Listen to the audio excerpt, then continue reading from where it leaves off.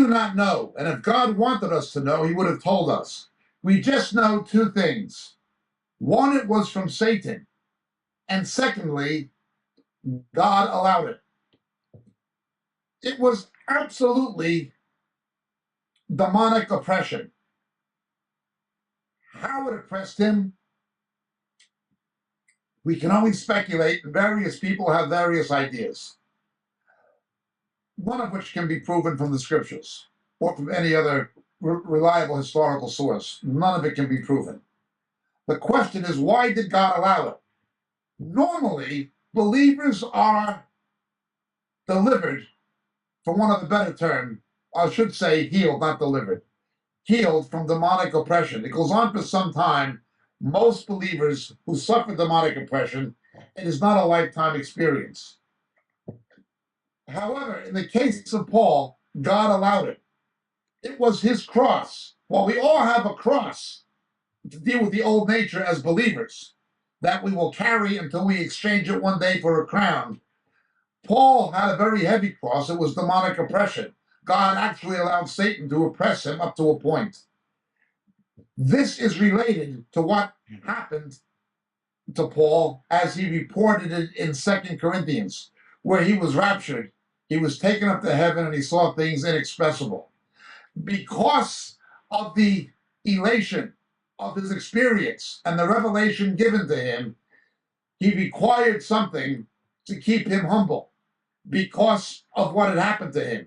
Can you imagine if you were taken to heaven and you saw the glory of the Lord, and then you came back here knowing things that no one else knew or no one else at that time had seen, although John the Apostle would later have the same experience at the end of the first century when he was on the Isle of Patmos.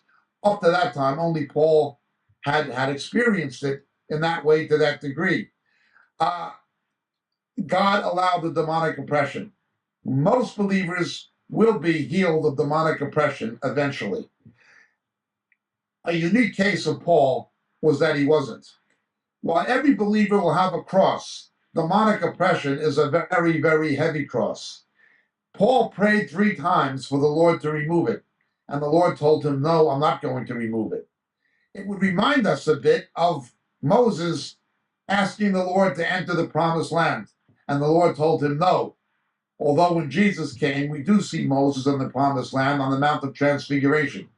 It was not the time. Ultimately, of course, Paul was delivered from it.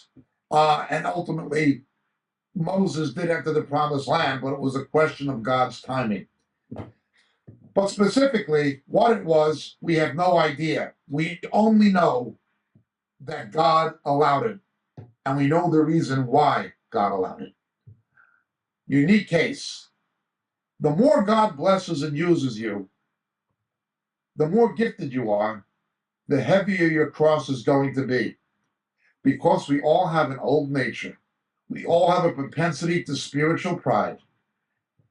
The more God blesses and uses you in this life, the heavier that cross is going to become. Because we're corrupt. We can't handle God's hand upon us and using us. It would cause us to become swollen with conceit, with spiritual pride. It would be our downfall. Therefore, he gives us a cross. But in the unique case of somebody like Paul, it was a very heavy cross indeed. It was an ongoing demonic oppression. And not only demonic, but he specifically tells us it was something from Satan. Satan was having a go at Paul. Now, remember, only Judas and the Antichrist and false prophet are satanically possessed. Many people are demonically possessed, but they are satanically possessed. Well, many people, many Christians can be and are demonically oppressed, not possessed, but oppressed.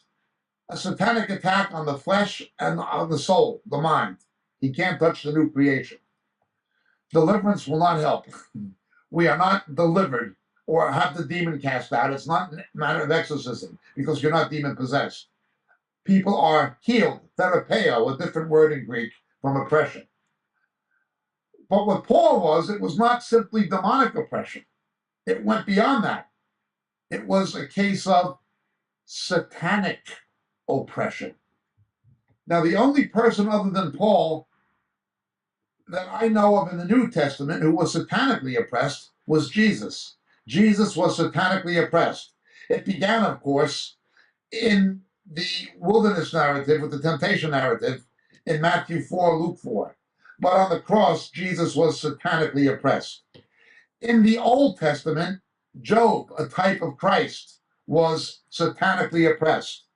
The same as we must draw a distinction between demonic possession and satanic possession, which is a whole other level above it. We likewise have to draw a distinction between demonic oppression and satanic oppression. That's reserved for certain people who are few and far between. The Lord Jesus, Job, and Paul would stand out. Well, thank God that even though some of us have been demonically oppressed or suffered various kinds of affliction that God has allowed, satanic oppression is a whole other level, a whole other degree of experience that fortunately very few of us have had to endure. Paul, however, was one who did, as was Job. I hope this explains it. Thank you for your question. My name is Jacob Prasch. God bless.